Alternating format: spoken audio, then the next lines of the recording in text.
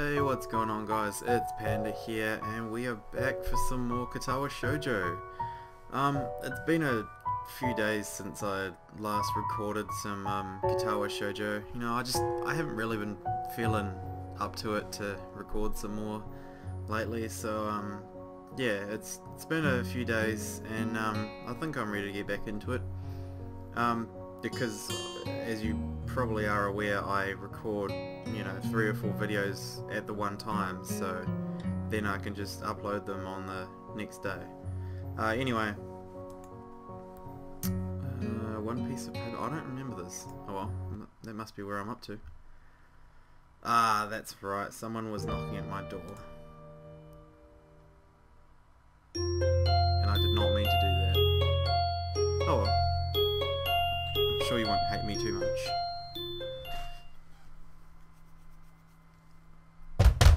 There we go. Shut up! The hammering of a fist against the door feels like a nail being pounded into my head. Oh, that sounds very painful. Once, twice, 3 times, I let out a long, annoyed breath and bear it while pressing my eyelids shut. Sorry. Fervently hoping for whoever it is just to go away. I feel pretty damn awful. My face feels like it's cast out of lead, my arms feel heavy, and I feel very queasy. Ah, that's right, we got on the Alkies last night. It's been like this since I woke up half an hour ago, and I can't summon the energy to pick myself up out of bed. So, this is what they call a hangover. You know, I'm one of the lucky people that doesn't get hangovers. Or maybe that just comes with the age I'm at. You know, 20. I'd say maybe between 19 and 20, 21. You know, you don't get hangovers. It's the best time of your life, I'm telling you. Well, when you're drinking anyway. If you don't drink, hey, that's cool. Cool by me. Cool by me. Doesn't worry me. If you do drink, hey, that's cool. Cool by me, you know, whatever. Anyway. I wonder if perhaps this is the best treatment for teenagers who desperately want to try drinking as a way to feel like an adult. Considering how unpleasant this is, it's not something I want to repeat. A series of thumps rings out again, reverberating around the small room. I wish they'd just give up already. I have no intention of getting out of bed for them. Seconds pass, turning to minutes. Since no more knocks are coming from the door, whoever it was must have left. Thank goodness. He finally summons the energy to open his eyes. Looking to my clock, the time when I really should think about getting dressed and ready for class is approaching. I don't think I can manage it though. I like this like little melody song.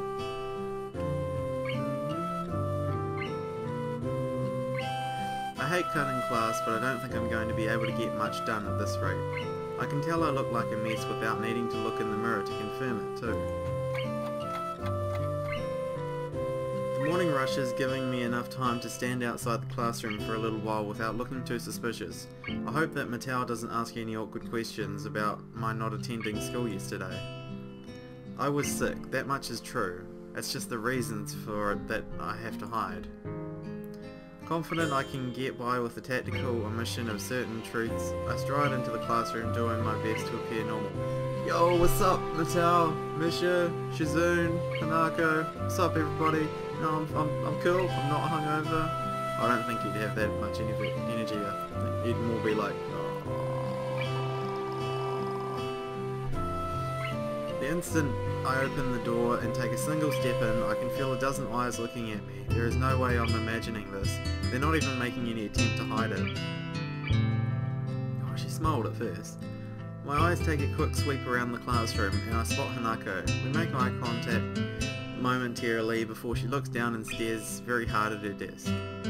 Does she spill the beans? Mattel may be okay as far as the teachers go, but underage drinking on campus is not exactly something that would be taken lightly. I look to him with some trepidation. Feeling better today? Ooh, yeah, thank you. He motions for me to take my seat, my legs feeling like 6 as they carry me there. This is going to be a long day. As soon as the lunch bell rings, I'm on my way to Hanako's desk to ask her what's going on, and I've forgotten to start my recording on my phone again so that I know when to stop recording. God damn it. God, start. Okay. Whew. Hanako, did you tell? No? She looks up at me and shakes her head. Ah, good girl. That's a big relief. It's just... Well, hello there, Hichan. It's nice to see you again today. Oh, god damn it. Bloody Misha. What is that? What look are you giving me there, Shizune? Oh god. I grimace and turn towards the unmistakable voice coming from behind me. That was way too upbeat a tone of voice to feel comfortable, even from Misha. Misha's happy smile is nothing out of the usual. Shizune's though is a very bad sign. The one she wears has become notched into my brain as her "I've got you 7 ways from Sunday" smile. That says I've got you 7 ways from Sunday? Huh. Wow. Looks like nobody said that to me then, because... yeah. Hi Shizune, Misha, you look happy to see me. ... question mark? Not feeling well yesterday, Hichan? No, I wasn't, but I'm feeling better now at least. ... That's good to know, Hichan. Why do I get the feeling that Shizune is leading me into a trap? Because she is leading you into a trap. You sound like you're not being completely serious. ... Oh no, Hichan, we're genuinely pleased that you're all better now. Bullshit. ... Shizune is positively overflowing with happiness. There's only one reason why she would be like this. Oh no. What? In fact, we're quite worried about you after all. I don't see where this is going. You, Hanako and Lily were all abs- Oh no. From the class on the same day. Yep, she's got us.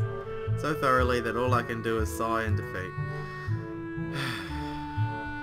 I guess you have your own theories about this. Could you just kinda not tell anyone? We had a threesome. Yeah. It's a bit late for that, Hichan.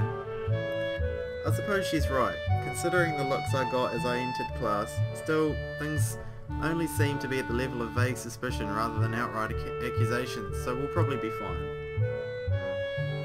Hanako's face sinks a little further. Such attention is troublesome enough for me, let alone for her. Going by Shizune and Misha's reactions, I think they noticed this as well. ... The only reason why we're giving you such a hard time is that you ignored us yesterday morning. Yesterday morning? It takes a while to recollect what happened then, given the haze induced by the generally awful state I was in at the time. Oh right, the knocking, that was you two? ... It was, and you left us there for ages after we'd taken all the effort of coming to your dormitory early in the morning. Why didn't you just, like, say something from outside the door? Hisao, it's Misha, and she's, you know, not just knocking. Sorry, I was having a problem with nausea? A problem with nausea. Yep, I'll go with that. They're not buying it, I can't blame them, god damn. Shizune's head drops in resignation before she reaches into her pocket. Something white and yellow can be seen sticking out a little. As she pulls it out, it turns to be an envelope with very bright decorations on it. Sunflower. Since she points it towards me, I duly take it. This is what we were trying so hard to give you, Hichan. You don't check your... I tune out at the sound of Misha's voice as my eyes register what's written on the envelope. Hanako. I stare at the envelope for a moment before suddenly remembering that there are people around me. It's a very strange, somewhat invasive feeling about their expressions. I kind of want to be alone right now. Hanako? It's nothing. Thank you for bringing me this, you two. I should think so, after what we went through to get it to you. I step back and say my goodbyes. Misha theatrically pouts even as I go out the door, but Shizune and Hanako remain very visibly curious about my reaction. I hope they won't interrogate me on this later. The smell of the gardens is, as always, a very pleasant sensation. Some of the most visible signs of how well funded this school is, aside from its sheer size and the expansive and condition of the grounds. A good number of students can be seen eating lunch, chatting and playing on the bright green lawns. Even some of the staff is enjoying the summer here, keeping watch over the students and idly walking along the concrete paths. I'd never seen a sight like this in my home city. On excursions, maybe, but certainly never in the school or anywhere near where I lived. Even the bench I sit on to read is warmer thanks to the summertime sun, reminding me of why I haven't worn the school blazer even once yet. Considering this, the sunflowers and splashes of vibrant yellow colouring adorning the paper are quite appropriate for the time. If only the words written on it were as well. Here I was, thinking I'd managed to get over her when this troublesome thing shows up. Her handwriting looks vaguely familiar at best, and only now that I see it again, I remember that she used to write in pink pen a lot. She was always very girly, for lack of a better term. Well, she is a girl. But she was also quite fragile. I never knew if I liked that aspect of her or not. Though, with the arrival of this letter, that question seems to have become largely mute. Hold on, how do you know that she's fragile or not? You hardly ever spoke to her in class at the beginning of this game, so just shut the hell up, right, Hisao? I think that's appropriate. The letter begins with not much more than an update on the state of things going on in her life. My old class had a good start to the year. Many are anxious about the exams that will be coming up in the future, etc, etc. But it ends on a very personal and, if brief, note. It feels a bit like she wrote most of the letter just to try and soften the blow from the ending. I wanted to somehow express my feelings, but the right words didn't come to me. I couldn't say anything to comfort you. I'm really sorry for not being able to support you when it mattered the most, even though I like you so much. At least now, finally, I can be more honest. If I could go back to those quiet days in February and March, I'd tell you to not give up on yourself. That's what I would say. Maybe you wouldn't have drifted so far away if I had just said something. I hope you've managed to get back on your feet on your own. Now that the distance between us is also physical, it also feels more final somehow. I wonder if we will meet again. Perhaps it's for the best if we don't. Still, if you would like to correspond with me, by all means write me back. I'd very much like to hear about your new school and how you are doing. I wish you all the best. Sincerely, Hanako. Where's the little XOXO at the back? Oh. And so, that's that. Our relationship is over. Not that you ever had one. Nice, neat, and tidy, with no ambiguity.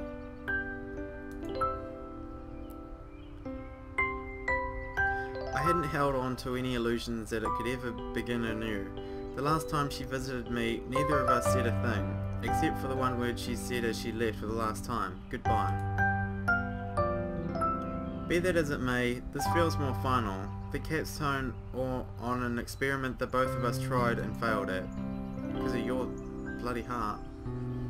A loud shout draws my eyes away from the letter. It's just some students horsing around, with one of the teachers standing nearby to them. Are you okay? A tentative voice comes from my side. For a moment I assume it to be Hanako, but it's actually Yuko. Oh, hello Yuko. I thought you'd be in the library. She gives a cheerful smile, one quite fitting the atmosphere, and flourishes the empty wrapper of a roll in her hand. She must have someone else covering for her while she grabs something to eat.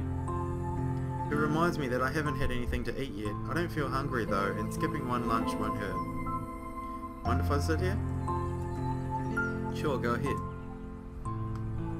I quietly slide the letter back into its envelope, slipping it inside my bag propped against the side of the bench as Yuko takes a seat. She drops the wrapper into a bin beside us. Without much else to do, I lean back and take what enjoyment I can from the sun, silently reflecting on the letter. The lush lawns, the clear blue skies, everything looks so different from the way it did back then. Even the school's surroundings, from the hill it's on to the woods around it, are completely opposite to the urban scenery I remember. Maybe this is what it's like to feel homesick. Then again, it's not an outright bad sensation. The feel of an area around Yamaku, while very different, is also nice. I think I get used to it. Hey Hisao. Yeah?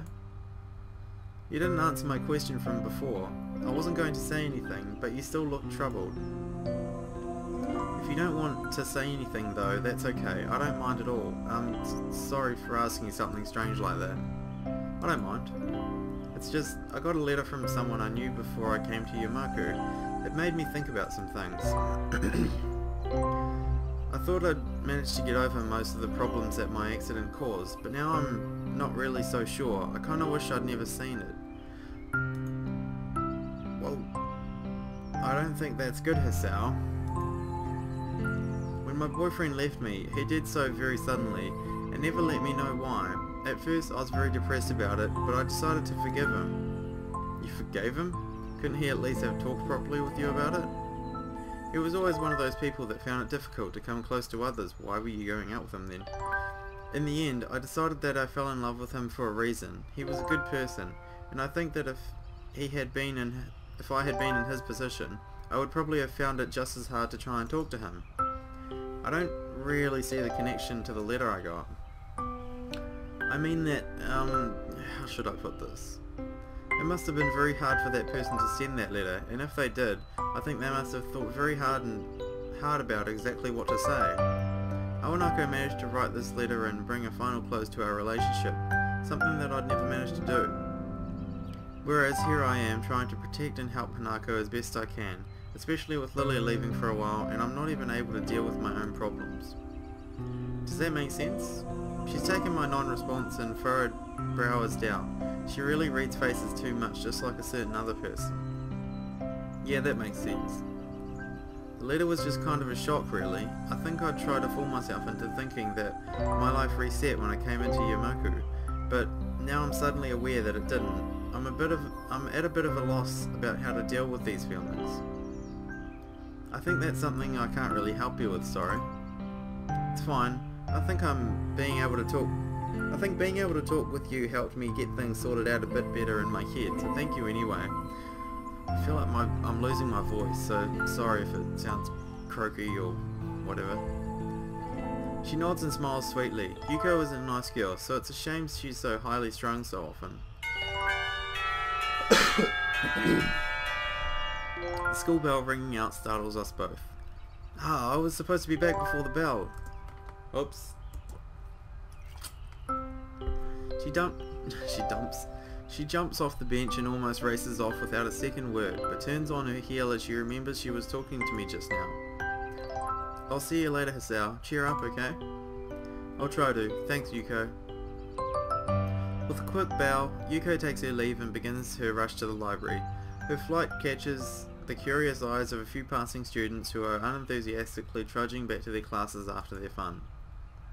Reluctantly standing from the bench, I dust myself off and join them. Even while I walk through the gardens back to the main building, the thought of the letter in my bag doesn't stray far from my mind. As we enter the heart phase of Katawa Shoujo.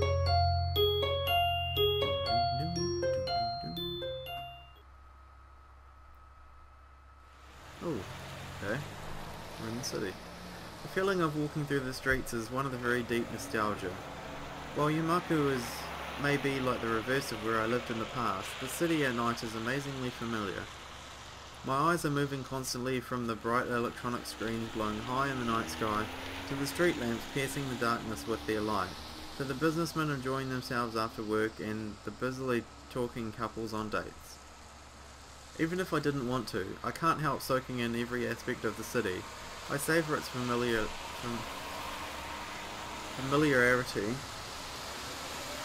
like a sweet candy sitting on my tongue. Every time I look at that word, I fuck it up.